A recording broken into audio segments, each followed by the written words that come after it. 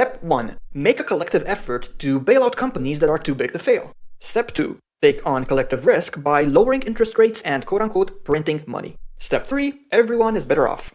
This was pretty much the narrative after the Great Recession, and while it may have sounded reasonable enough in theory, people in the real world tend to feel as if we simply did it so the rich could get richer. Why? Primarily because the measures in question resulted in the prices of assets such as stocks and real estate going up on the one hand, but on the other hand, inflation-adjusted wages and the, let's call it, quality of jobs have disappointed. To put it differently, people expected Step 3 to involve them making more money and having fewer worries. This didn't happen because wage growth hasn't exactly been spectacular, and while jobs have indeed been created, many of them are suboptimal part-time jobs.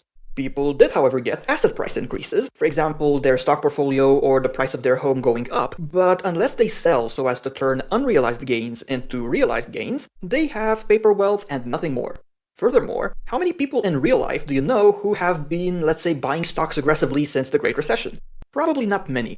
Who has? Well, most likely someone who was already wealthy to begin with. Wealthy and money-savvy individuals were able to take things to the next level by borrowing at ultra-low interest rates so as to amplify gains when speculating. It's not illegal or immoral, of course, but again, we're in the rich are getting richer rather than everyone is better off territory. The end result is that the population is far less willing to tolerate measures likely to lead to assets going up and the wealth effect at best. Instead, as we have seen in 2020, the average citizen demands policy choices with quote-unquote tangible real-world implications, such as sending people money directly through the now famous $1,200 stimulus checks.